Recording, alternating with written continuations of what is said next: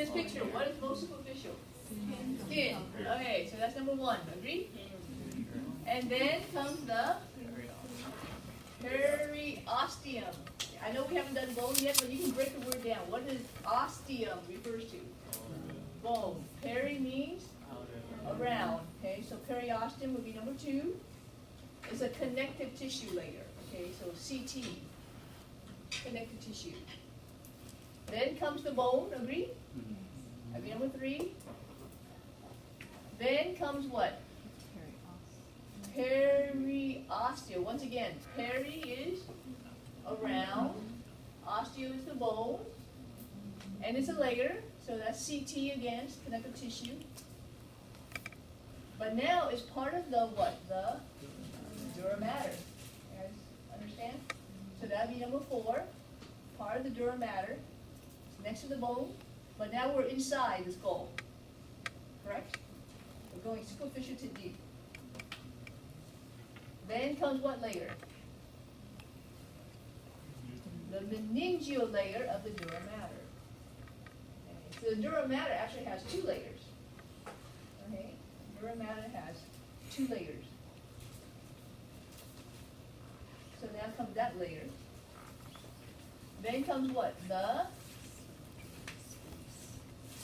what? Subdural space. It's a space, okay? What does sub mean? Below. So does that mean make sense? Are we below the dura mater? Yes. So that'd be number six. Then comes what? Arachnoid matter. Okay. So arachnoid is another connective tissue layer. So I'm going to say CT. So that's number seven. Arachnoid layer. Then comes what?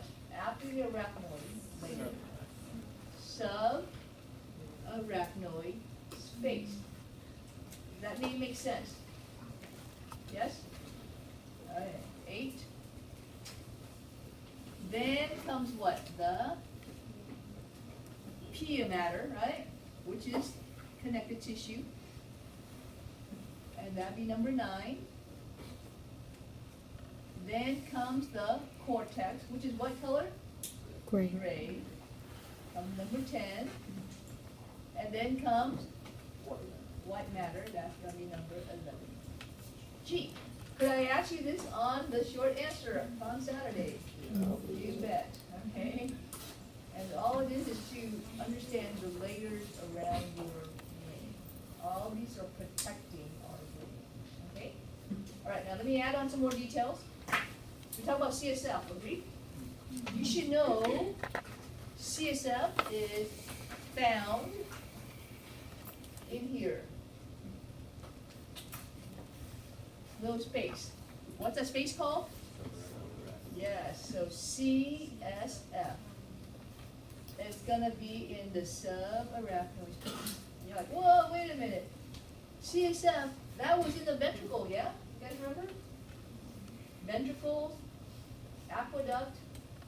Yeah, but you know, it goes down the ventricle, the aqueduct, and at the very end of the spinal cord, it makes a U-turn, and it's gonna be here. As it makes a U-turn, it's now outside the brain and spinal cord in the subarachnoid space. Subarachnoid space. Now, what else I want to point out? Right here. How many layers does the dura mater have? Show me with your finger. How many layers does the dura mater have? Good. Everyone put 2. What are they? Periosteal and meningeal. So in this picture, are these 2 layers always up against each other? No. Negative. Negative. So right here in this picture is a space created because the 2 layers are split, correct? And they color it blue. What do you know, oftentimes in anatomy, is blue? Blood low in oxygen. In other words, in this picture it would be what? Venous or arterial blood? Venous blood. So that's what it is. This two split here to create a space, and that's going to be venous blood. So here, where are we in the brain? Right here. That makes sense? Right here in the brain. So there's a little space here, which we call superior. Wherever there's a superior, you're going to expect N. Exactly, that's coming your way. Hang on to that thought. Sagittal, get it? Are we mid-sagittal here? Sure enough, that's a good name. And it's sinus, it's a space. It's going to be venous blood. I want you to know venous blood.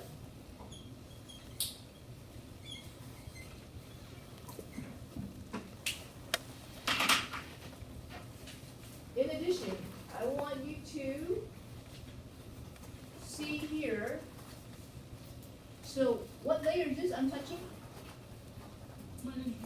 Meningeal layer of the dura mater. It comes together here, correct? And it becomes something called the false cerebri. False cerebri. Cerebri refers to cerebrum. Make sense? Cerebri, cerebrum. Agree? And all of this is the meningeal layer of the dura mater. Where is this false cerebri?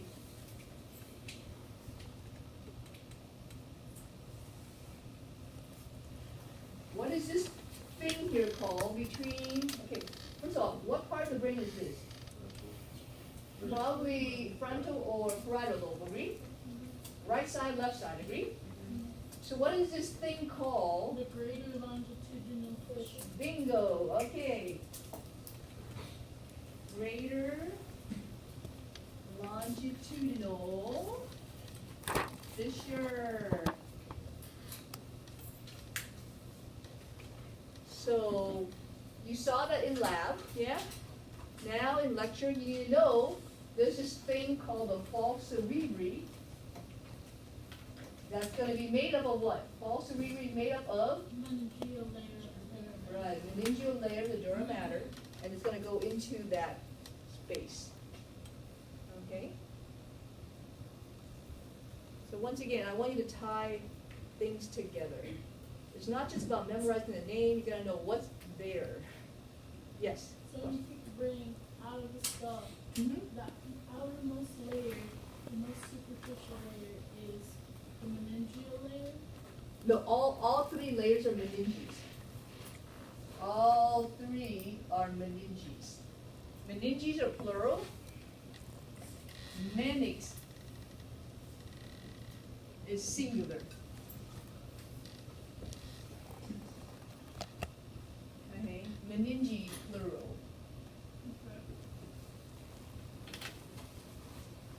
And it refers to all three layers. Okay? Do they all cover the brain when you take it out of the Yes. skull? Not just the brain, but the spinal cord as well. And the dura is very durable. Get it? Durable is tough. I mean, you literally have to cut it with a scissor because you just can't make it off. Really tough. Okay. All right. More. What else do I want to tell you about? Right here. Let's pay attention to this little funny mushroom thingy. Okay. What are these little mushroom things called? Arachnoidelis. Arachnoidelis. So, what do you think is happening? What does it look like?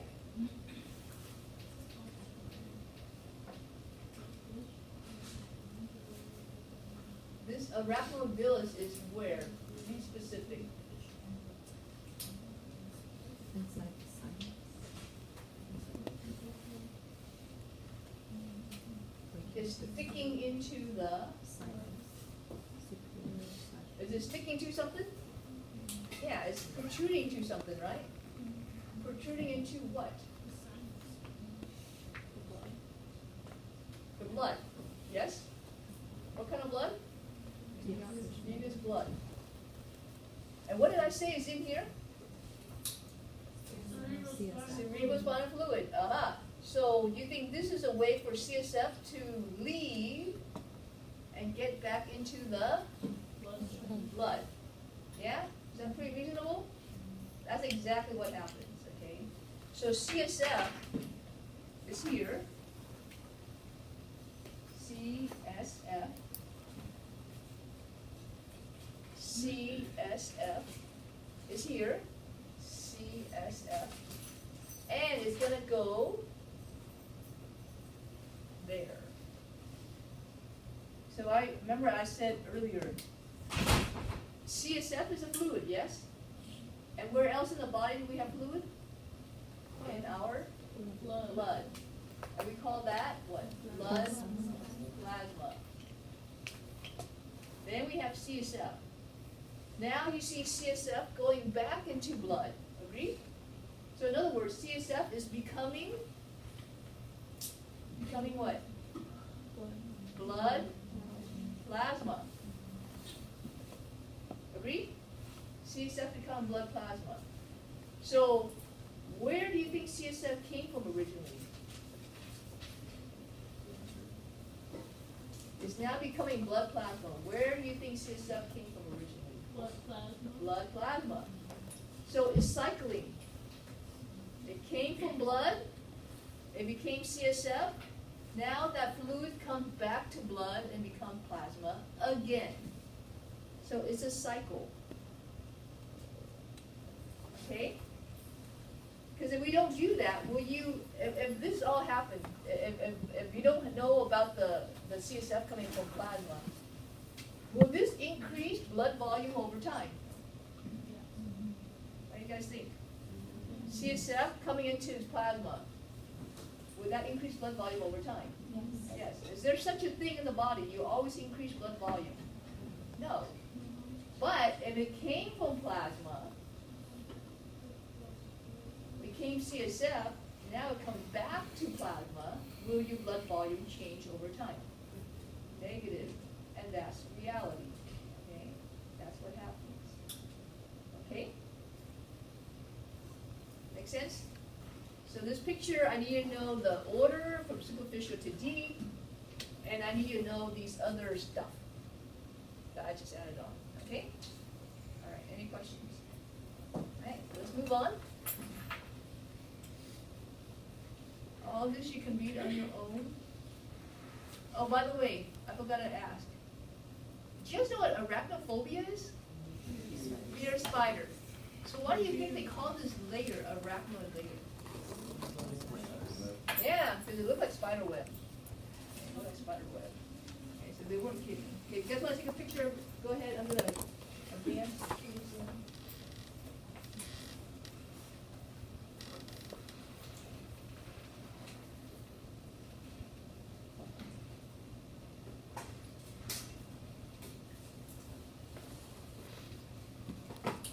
Okay, right?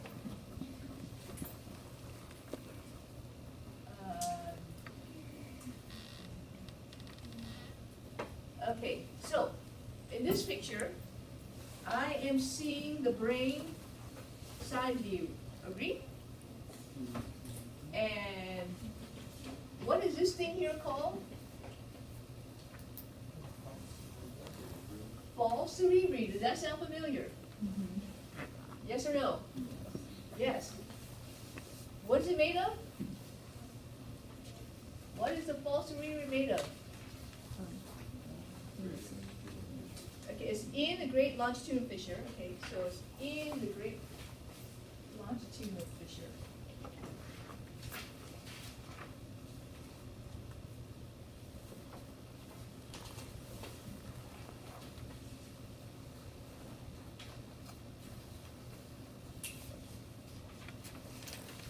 But what is it made of? We just talked about this. The meningeal layer of the dura mater. Okay. And can you see how this would be in the great longitudinal fissure? Yes? Okay? And remember, before the two layers came together, there was a space, agree? And that space hold the holds the what? Superior, sagittal, sinus. And it was in blue. Why is it blue? Because it has venous blood. Does that sound familiar? Yeah. Okay, so this whole blue thing, venous blood. And I said, gee, when you say there's a superior, there's got to be a inferior. Do you see it? Yeah, right here. So what do you think it's going to hold? It's going to hold? Going to hold what? Why is it blue? Venous blood.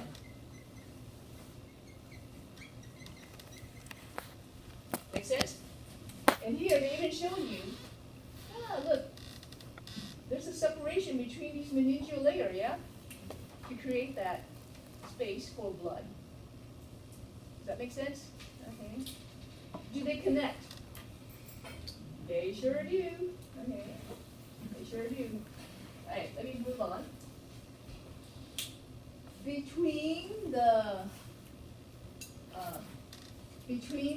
What's up here? What part of the brain is up here? Cerebrum. And what's going to be down here? Cerebellum. So between the cerebrum and the cerebellum, there's going to be tentorium cerebelli. Okay. So here I have false cerebri. Here I have tentorium cerebelli. So I look at this word, and what does it kind of sound like? A tent over the cerebellum. You buy that? Mm-hmm. Tentorium cerebelli is a tent over the cerebellum. Is it indeed a tent over the cerebellum? Mm-hmm. Yeah. Okay. So I'm trying to make it as easy as possible. Okay. This is your tent over cerebellum. Okay? Take a wild guess. What is it made of?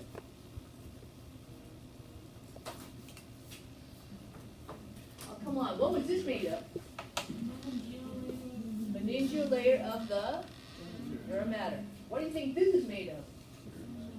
Same thing, right? What is it? Meningeal layer of neural matter. All right, there's more.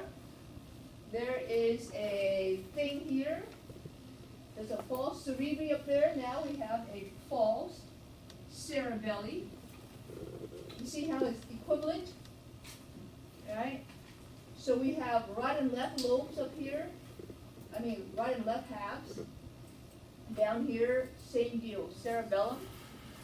First of all, what is cerebellum? It's a small cerebrum, right? So this is the same deal. We have a right and left halves. Right and left halves. And between the right and left halves of the cerebellum is this false cerebellum. Okay? Equivalent. And what is this made of? The meningeal layer of the neural matter. I'm going to keep on asking you that until you get it, right? All right, one last thing. So the false cerebelli is going to be between the right and left lobes, or hemisphere. Right and left halves, okay, of the cerebellum.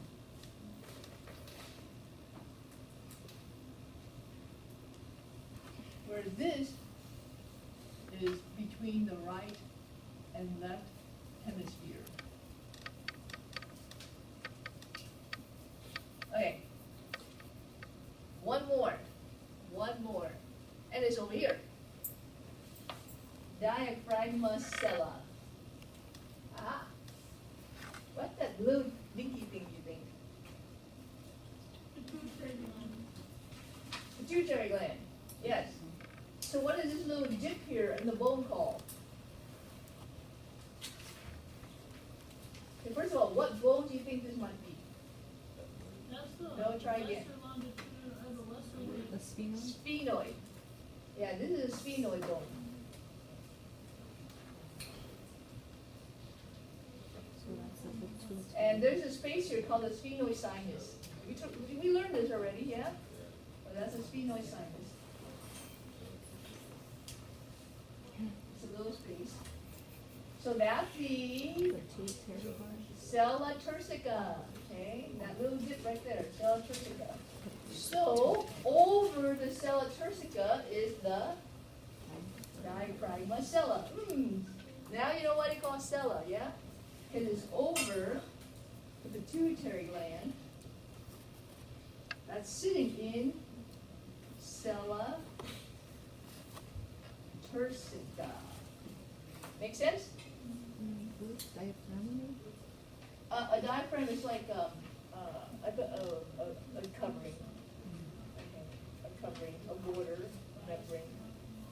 Okay. Like for contraception, women have diaphragm, it's a borders a membrane, right, to prevent sperm from moving forward. So anyway, does this make sense? So we call these cranial dural septa. Cranial dura septa. And they list for you 4. 1, 2, 3, 4. Agree? So here, I like the picture. There you go. Those are the 4. And what's it made of? Meningeal layer of the dura mater. That's why they call it cranial dural septa. Right? It's from the dura mater. Got it? You guys understand the picture now? Okay, any questions before I move on? Okay, you want to take a picture? Go ahead before you read.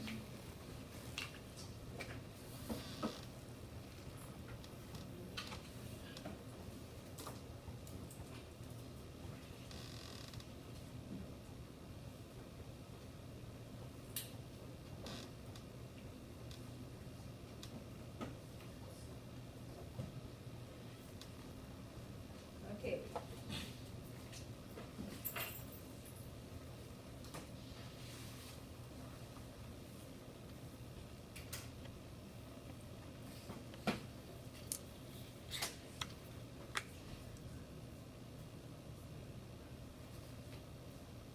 All right. So, did we talk about the ventricles already? Does this picture look familiar? Yes? Okay. So, any question before I gloss over this? Because we already covered this in lab. Okay. All right, let's talk about CSF, okay? So you know the whole CSF, right? And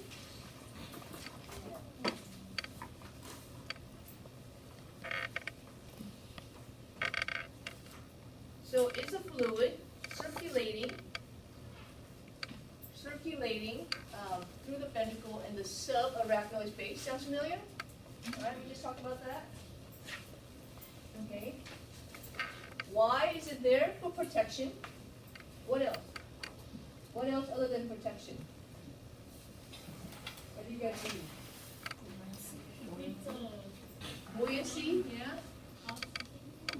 Right, and it's a little bit of stability, right? Protection, buoyancy, stability. Okay. Who makes CSF?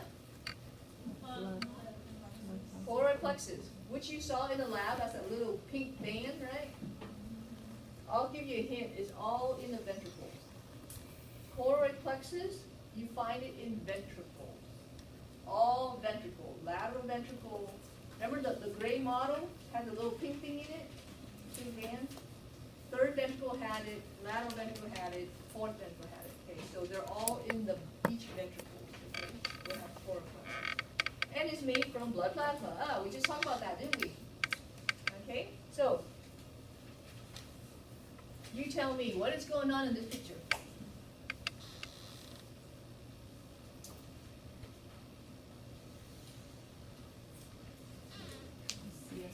I need some hands to go up to tell me, volunteer.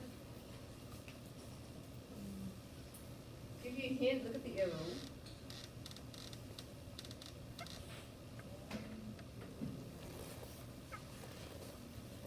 Wait for some more hands. Okay, I want everyone. What's going on in this picture? We already talked about this, so that's why I don't want to say it. I want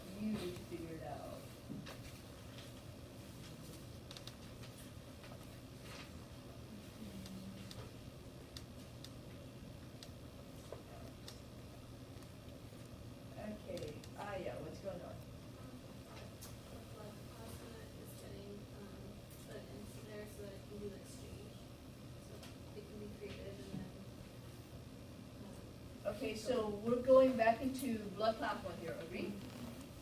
And it came from where? It came from the subarachnoid space, which is over the brain. We talked about this already, yes? And what is this thing called? This mushroom is the arachnoid villus. Right? So the CSF is going from here, subarachnoid space, to the arachnoid villus, to the venous blood, which is the superior sagittal sinus. Okay? All right. Aha. Now I definitely want you guys to turn to your neighbor. What do you think this picture is about? Okay, so turn to your neighbor, discuss. What is this about? And I'll give you a hint. Why do they number it? Okay, pay attention to the number.